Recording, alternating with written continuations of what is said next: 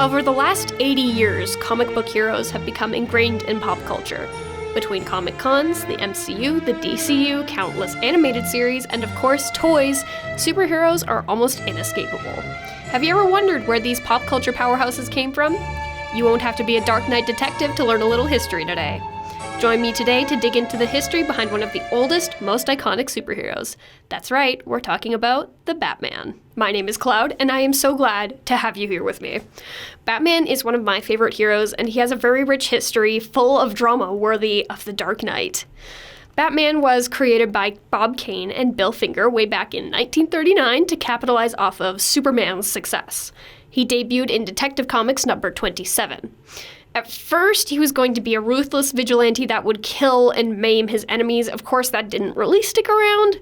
His character, in my opinion, can often be broken down into a few key rules every writer should follow when writing him. One is that his parents can't be alive. This is similar to the Uncle Ben rule for Marvel's Spider-Man. There are a few alternate storylines where they are alive, but in most mainline stories, no Thomas, no Martha Wayne.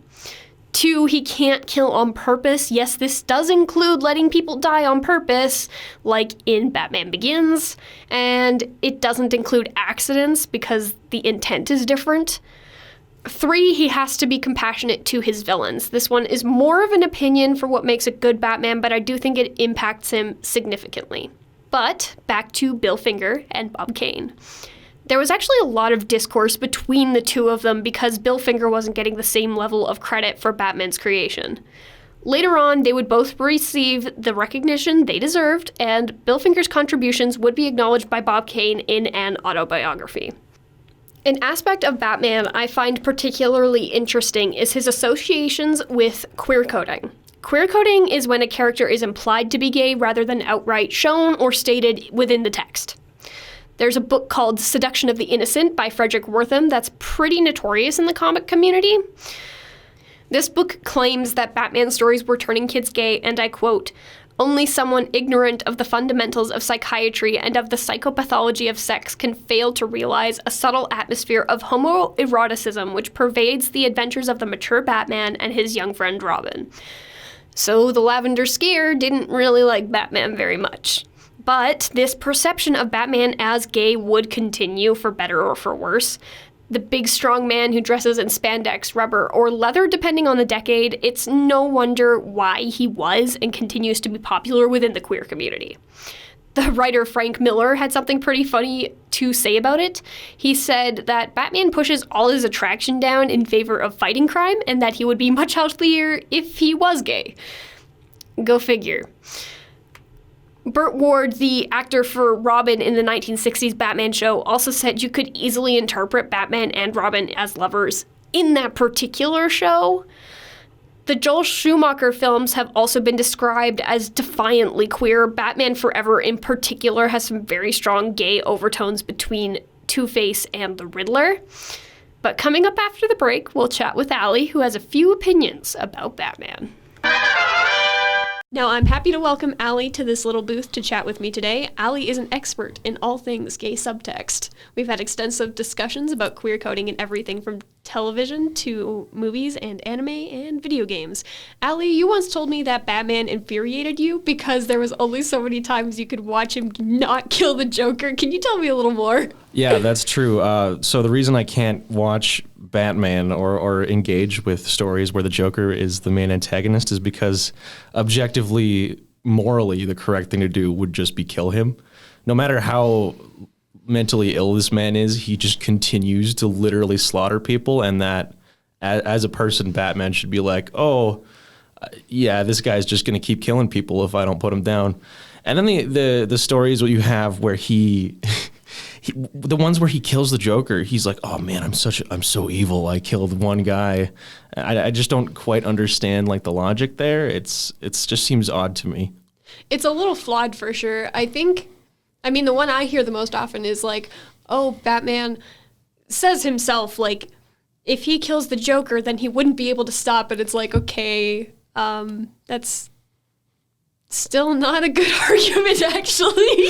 Yeah, the line I think is I don't know if this is a Batman line or just like an old quote, like if you kill a killer, the amount of killers is still the same or something like that. Yeah. Which objectively in the Batman universe would not be true. If he killed the Joker, it would be like, yeah, I saved 1,000,000 lives. Everyone in Gotham is living a normal life. And then you have like the infrastructure of Gotham, which is just insane to me. I don't understand. I get that it's a comic book world, but it just I have trouble engaging with it meaningfully.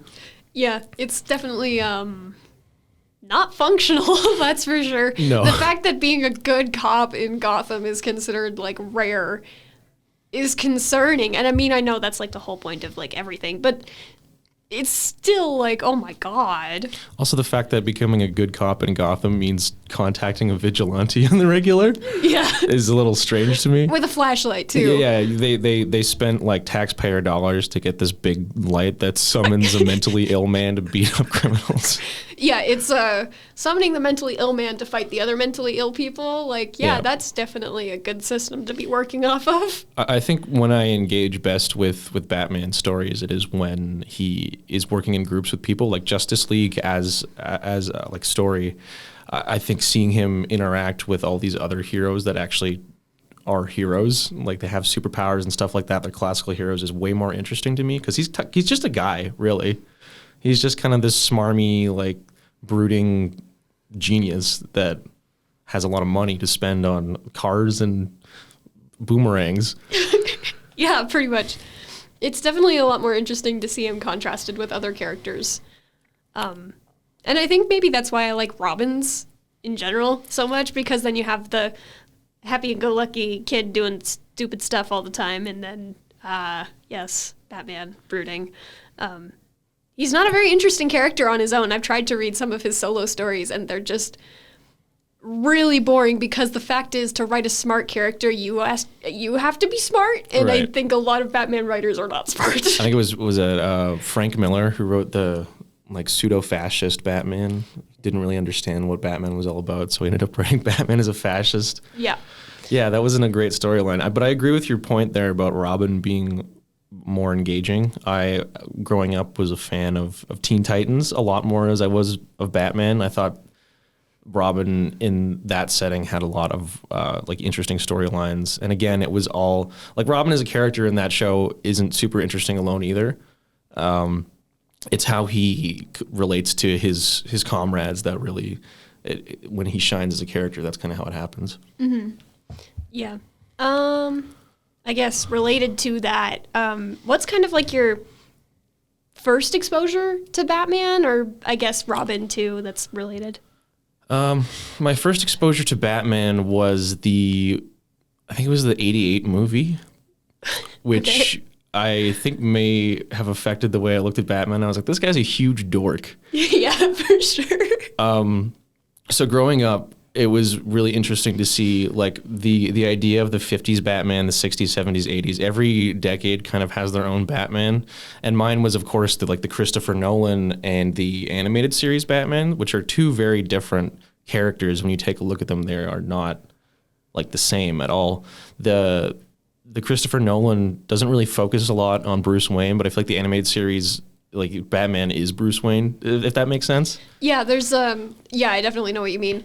I think with the animated series, something I notice a lot is a lot more compassion from Batman, and he seems a lot more human. I think that Kevin Conroy does a really good job anytime that he's portraying Batman, so like in the Arkham games and the animated series, other stuff probably. And that, I don't know, I'm not a huge fan of the Christopher Nolan films. I'm not really either. I will acknowledge that Christopher Nolan as a filmmaker, he did make two okay films, and one, The Dark Knight Rises, I could talk about for hours, just about how like not good of a movie it is structurally, and the writing is just so incredibly strange, and not in like a comic book way. It's just the beats are kind of like they talk, and it's like, what are they?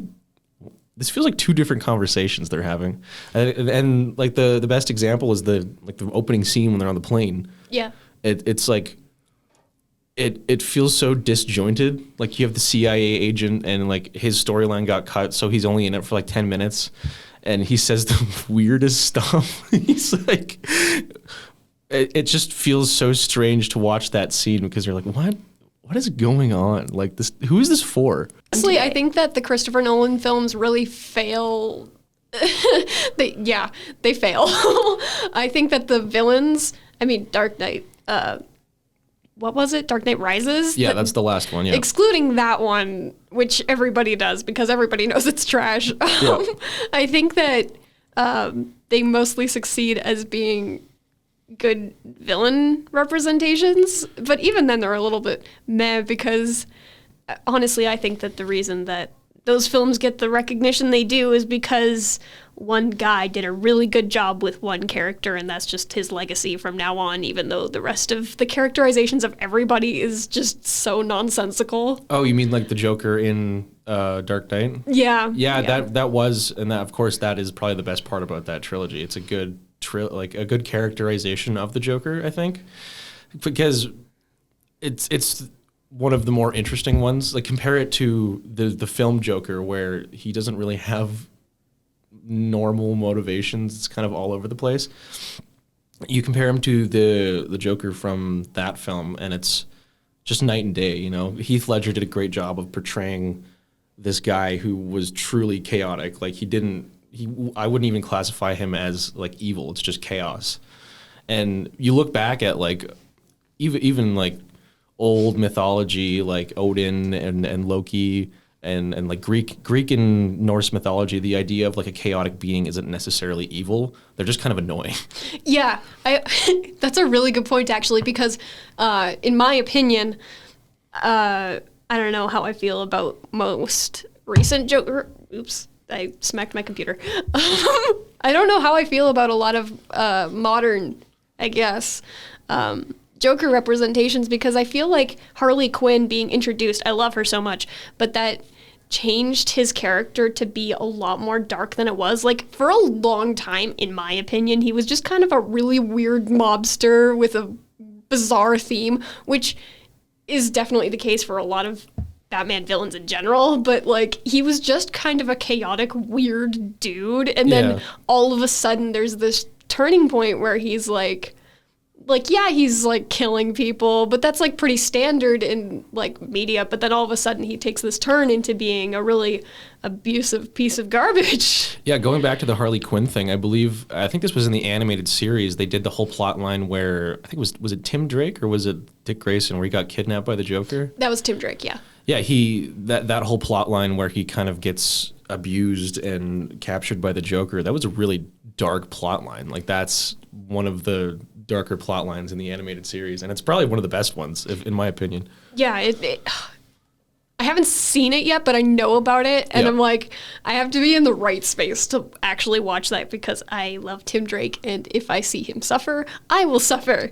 But it's such a specific way to take the character of the Joker and just like full send him into the most garbage human being you could possibly imagine, because he has no reason really to be brainwashing, like, what, he's like 10 years old? Yeah. Other than to hurt Batman, which is actually a really good segue into the fact that Batman and the Joker are super queer-coded for each other. Like, oh, absolutely. Like, the Joker is so... It doesn't even necessarily have to be love, although he has said that he loves Batman before, so I don't know how much more explicit you can get than that. I think the most explicit way they've depicted this, and I know it was in a bit of a joking way, but during the Lego Batman movie, when they're kind of explicitly depicted as a couple, like in the midst of a breakup, and he's like, oh, you need me, like, what are we gonna do without each other? It's very queer-coded, and I think that, interestingly enough, a lot of the times when you see the queer coding comes out is when he kills the Joker. Yeah. It's like, oh, it's a piece of me that's gone now. And it's kind of interesting the way that he has to kill him first. Yeah, he does. It's almost like he doesn't realize just how, in a way, like, dependent they are on each other, how much they feed off of each other, and then all of a sudden he just, like, loses this greater purpose because the way we interpret the Joker is like, oh yeah, he's like Batman's A-list villain, but I think that Batman probably also sees it that way. Like, he's his biggest problem to him. I have opinions. But to Batman, that's the most meaningful conflict. And then all of a sudden he loses this conflict and he's like, oh God, what do I do with myself? Yeah, it's interesting to see how this relationship of like villain hero is portrayed in this kind of romantic way. It's like, oh, we need each other. It's so strange that way. It's not platonic. It's not explicitly platonic. It's just something else. It's a whole new level of like enemies to lovers. Yeah, like they are enemies and lovers at the same time, which ironically is something that he does have with Catwoman, except it's so much more bland. I think that genuinely Batman is like kind of a victim of like compulsive heterosexuality. Yeah. Like there's the whole thing you could get into with like shipping and whatever. We could look up the AO3 rates right now. How many Joker X Batman? Do you want me to look? Yeah, go ahead. Okay. Okay. Yeah. I'm going to look that up. Like, obviously, if there's people writing fan fiction about this, it's not something that's... it's something that is there. Like, people don't just extrapolate this stuff from nowhere. I mean, sometimes they do, but not often. It's very often when you have something like this, it's because it's subtext, or at least when the writers create it, they are maybe unconsciously putting this subtext in there. Yeah, okay. So if I go specifically into the ship tag, yep. There's 2,912, which is, as far as like DC fics go, that's a lot. 2,900? Yeah. 2,900, yeah. If I go into this one. So that's specifically 2,900 individual stories written about the Joker and Batman being romantically involved. Yeah. Which is a lot. That's a lot. You don't really see that a whole lot with like other ships that I would generally consider to be popular, which is now going to embarrass myself because I know which ships I'm going to be talking about. Who are we shipping today? Scarecrow and Riddler is a really popular one. Two-Face and Riddler is pretty popular. Really? Yeah. I don't see that one at all. You haven't seen Batman Forever. You should watch it. There's like a scene where they're outside the gates to, I don't know, some building. And this is with, God, what's his name? Jim Carrey is the Riddler. Oh, yeah. And then Tommy Lee Jones is Two-Face. And like, I don't remember which one of them does it, but he like pulls the other one into him and it looks like they kiss. And it's like, oh, okay. So that's this kind of movie. Right. We could also get into villains being queer-coded and how that goes back like a long, long time too. Yeah, it has I'm going to do my next episode specifically on villains, but while we're here, it has a lot to do with like the Hays Code and then also the Comics Code Authority. Right. There's like a whole book that I mentioned earlier in the episode called Seduction of the Innocent by Frederick Wortham that kind of accuses Batman's stories of making kids gay. So like there's already some sort of association with Batman and like the gays, which everything he says in the book winds up like being obviously not true because there's no way that that's not how it works. Was that when they were trying to accuse the relationship of Batman and Robin of like being gay? Yeah, and it's really bizarre because when I was doing research for this, it's complicated because if we look at it now, there's been so much timeline shifting that like, yeah, that would be gross and nasty because now Batman and Robin, like that's a relationship with like, Robin's like 12, I guess, I think, like Dick Grayson. And if you look at like the 60s show, which in my opinion, and then also like Burt Ward, who was Robin, said like, yeah, you could definitely interpret them as lovers. Yeah. Like they're both grown adults in that one. So it's kind of like, yeah, from a modern lens, that's a little bit weird. But if you consider like the context that you're looking at, like it makes a lot of sense for that to be considered like a way to interpret their relationship because like how else are you gonna include that if you're a queer creator? Like that's still a meaningful relationship between two men. I think that the really early reading of Batman and Robin are gay is a misreading of a father-son relationship. Yeah. I think the idea of like strong masculine presence in like a young man's life very often is misread as like queer-coded when it's just familial. Yeah. And that's not just Batman. And sometimes that happens today where it's like, oh, there's a stronger or like a strong masculine presence in this young man's life. They must be gay. Yeah. I feel like that definitely also tends to lend itself to like that homophobic argument of like, oh yeah, oh they have that relationship and this one's younger, regardless of if they're an adult or not. Therefore, they must be being groomed into it. And it's like, that's not how it works. Yeah, it's very like toxic masculinity, very classic example of that. Yeah.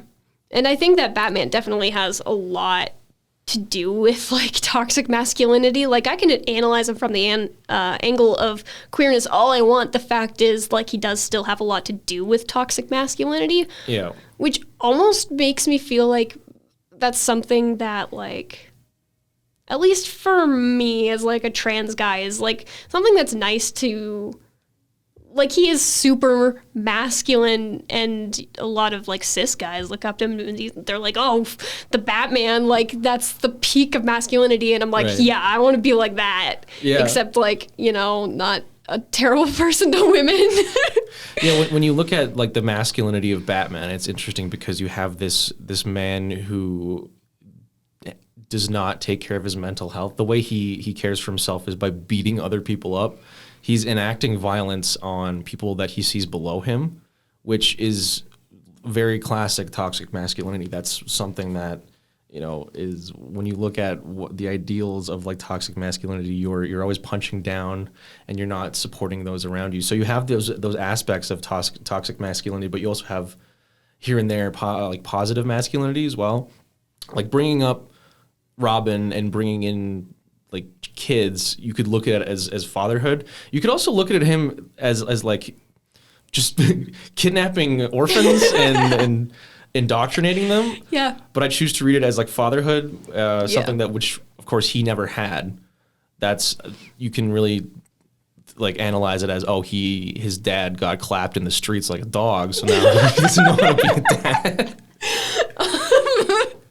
Yes, I agree. But that's the funniest way you can phrase that. And I think that like there is explicit support in the text for that as well. At least with like the generally accepted story of like Dick Grayson, like his parents get killed, Bruce Wayne happens to be there, and generally he's like, I'm gonna adopt him because he has nowhere else to go. He's like he's part of a circus family. Like there's nobody else for him, and I'm here and I have something I can offer him. Right. And then like Robin comes later, and it's like I think that Batman letting Robin happen is more what happens. Like the kid is just so pushy all the time. I think the only time he really lets Robin and like offers it is like to maybe Damien, who is like his actual son and was raised in like a cult of assassins, which is insane. But yeah, Robin was a little strange. You have like 8 different Robins and they're all tragic. Yeah. Which maybe is a case for like, but maybe stop putting Batman in charge of children. They always end up either dead or like tragically just unable to do anything else. Yeah. Dick Grayson goes and becomes Nightwing, and he is successful. We are ignoring the Rick Grayson storyline. We don't care. It's not happening. It's not real. It can't hurt me. Yeah. Jason Todd gets murdered at like 17, then comes back from the dead, and like what we were talking about earlier with like how Batman doesn't kill for some stupid reason. Like at least the Joker. Isn't there the whole plot line where one of the Robins is actively trying to kill Joker? Yes, that's actually the Under the Red Hood storyline, which is Jason. Yeah. And he's like, you, Batman, either get to kill me or kill the Joker. And somehow, I think like neither of them die, right? Either neither of them die or Jason dies again. So it's like... I think they released several endings for that one. Yeah. Where, I think they released one where Jason does end up killing the Joker, and then they released another one where he ends up dying somehow. Yeah. And then they released like a third ending where Batman stops both of them, which I hate that ending. I think the idea of like having someone who was harmed by the Joker as a cause caused by the Batman's lack of a choice is a more interesting story for like a Joker storyline than any other ones that I've seen. Yeah, it's a really good Joker story. It's a really good Robin story. I love Jason Todd. Yeah. I want to hold him in my hands. Because at the end of the day, the Joker killing people is because of not Batman's action, but inaction by the Batman. Yeah. There's a lot of philosophy surrounding the idea of inaction causing harm being just as bad as action causing harm. Yeah. And I think that's a great philosophy. He let someone he cared about die because he refused to kill someone else. And you can make a whole case like, oh, killing is always wrong, like for whom the bell tolls or whatever. But at the end of the day, this guy's killing hundreds of people. And it's like, okay, you can maybe kill him now. Yeah, it's a little hard to apply real world philosophy to in a world that is so exaggerated as the Batman. Like, at least, even if you compare it to Superman, at least that's pretty cut and dry. Because, even he killed the Joker one time, a couple times even. Yeah, like in Injustice, he kills him. The point is odd because Superman's like evil in that world, and we don't want to like. Yeah, what? Oddly enough, the catalyst for him becoming evil is like he kills the Joker. I might be reading that wrong. I know the catalyst is his wife dying, but like he kills the Joker and then is more evil afterwards. I think like the Joker kills he kills Lois and then he's like, oh God, I can't, no, done. which is objectively kind of the best move there. He saves a bunch of people, and in that storyline, the power vacuum that is left by the Joker is taken over by Harley Quinn and is objectively like less violent. Yeah, I really, honestly, okay, as much as I hate like modern interpretations of the Joker that definitely came from like Harley Quinn's introduction, I love reading her solo stories. Like, they're so good because she has that like anti-hero angle, which is which is like also what like Jason Todd has. But it's really interesting. And also she's like a bi icon, so. Yeah, they're Harley and Robin are kind of paralleling each other constantly. They're like the protege of one or the other, right? Yeah. And that's having, I think they whenever they interact, it's really interesting to see Robin and Harley Quinn. It's interesting to say the least. Yeah. Okay, getting slightly back more on track. It's such a good tangent. I'm so happy right now. But with queer coding specifically, queer coding, this is like the question I saved up for you. Oh, okay. Yeah, this is the one I told you about. With Batman being generally queer coded, do you think you could like compare it to anything else within media?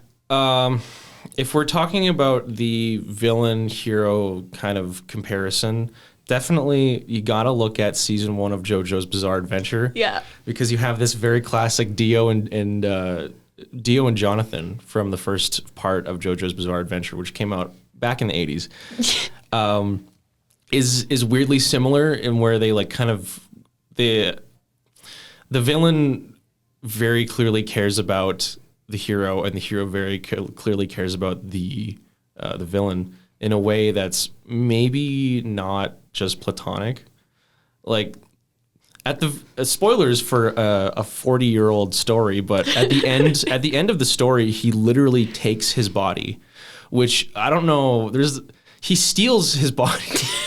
What is it with that? Is oh my God, okay. It's like, called Bizarre Adventure for a reason. Yeah, it's bizarre, but that is such a good parallel because, like, Batman does that to Joker's body more than once. Well, not, like, steals it, but, like, you can see him carrying him out of Arkham City, right. Which is a parallel to freaking, isn't it, like, Jesus and Judas or something? Something like that? Yeah, there's like that painting. And when I say steal, I mean not literally. I mean that he attaches his consciousness to Jonathan's body. What? So in the end, when Dio has children, they end up becoming also Jonathan's children.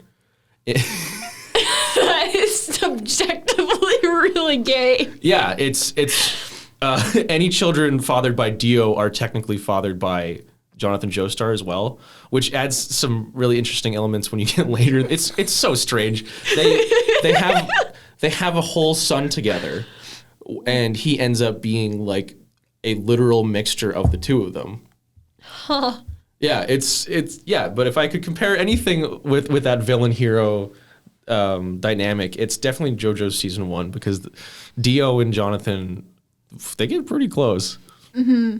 And they also, like, whenever Jonathan like kills quote unquote Dio, it's not out of like malice or spite. It's like, I'm sorry I have to do this, but you're killing everyone in England. You gotta stop, dude. You gotta cut it out, please. Yeah, and then he literally takes his body. Yeah. Interesting. Yeah, it's part 1. People skip it, but you're missing that little tidbit. That is a pretty good tidbit. Yeah. Dang, I haven't seen JoJo's, but like I absorb information passively from like I think you and Zach. Yeah, I would recommend it. That's a pretty good one. As for queer coding, JoJo's Bizarre Adventure is insane. Doesn't like the author reference like women's fashion magazines to do his covers or something? Oh yeah. A lot of his art is inspired by a couple gay artists from Italy who like draw fashion for like fashion magazines.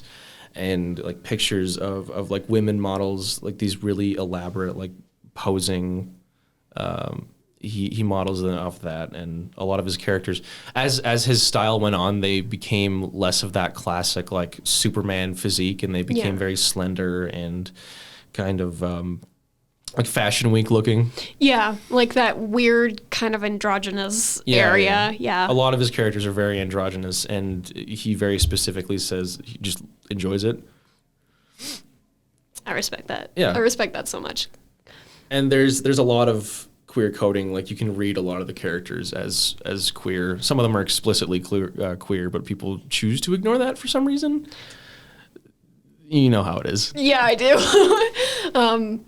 Yeah, I feel like, I mean, I should say this for the next episode, but I'm going to say it anyway because it's on my brain. It's kind of odd that, like, there's this show called Gotham, and it is terrible. But it has, I mean, the Penguin's gay in it, and he looks like a queen. So, like, he's so flamboyant, and I think him and the Riddler have something going on. Like, oh, interesting. Yeah, it's really, I mean, it's the reason I started watching it, honestly. But, like, I didn't realize, like, I started watching it way back when I was in, like, 8th grade, and then I dropped off, and then I started watching it again, and I'm like, huh. Like, the way they meet properly for the first time is the Riddler picks Penguin up off the street, and he takes him to his apartment, and it's like a little sick fic because he has to take care of them. Oh, God. Yeah, it gets better. A little wounded soldier arc? Yeah, oh, literally, yeah. And, God. Sorry. Then, when the Riddler's at work, because he works at the GCPD in forensics, he gets a nice little phone call from the Penguin being like, where's the hot mustard? Never mind, I found it, bye. Just very explicit relationship things, right? Yeah, and then later on, the Riddler rejects him, and it's like, dude, you're in denial. Like, like, you don't just pick up any bird-themed dude off the street and take him home, you know, and feed him soup. Bird-themed. Yeah. Yeah, that's it, too. It's very explicit bird. Well, he wouldn't do that for Scarecrow. Well, the Cillian Murphy version, I would definitely pick him off the streets. Cillian Murphy's pretty boy. Him is... Oh, ooh, okay, all right. Yeah. We should maybe move on before this gets long. Yeah. Top 10 hottest Batman villains is next episode. Yeah, exactly. Actually, I mean, if you want to be back on it as my little guest. I'll get a list together. Excellent. Yeah, I'm definitely going to talk about Penguin more explicitly. Or we could talk about queer coding and Metal Gear. Ooh, but I called this it's explicitly a comics themed thing. All right. Yeah. Otherwise, definitely, I'll shoehorn it in. Next episode. Yeah, just we're talking about Kazuhiro Miller. Yeah, exactly. Gestures at all of him. This little yellow ascot. What's up with that? I don't No know. straight man would wear that. He would. Oh my god, he makes me insane. Okay. I'm gonna have to cut that whole section. Yeah, this is we have been going for 35 minutes, so there's plenty of content in here. Yeah, I'm gonna do like the long version that I send to my friends, which is just gonna be like all of this uncut, and then I'm gonna have like the shorter version that I sent to Pete. Are we gonna have an ad read? Do we do ad reads? No, I have to put in like regular commercials, which is annoying. Oh, okay. Yeah. Were we supposed to leave time to like transition into those, or? I mean, I'll just like slap them in a separate file. Honey is an app. Stop! Not that again. Should we cut here? Because it is one. Yeah. I think I'm gonna just do my little transition pieces right at the end. Okay. And you want me to do one? Well, it's gonna be up after the break. We're gonna be chatting more with you, and then the next one is thanks for joining me, and then we can have like a little mini bit. Okay. Up after the break, we'll be chatting a little bit more with Allie, so please stick around.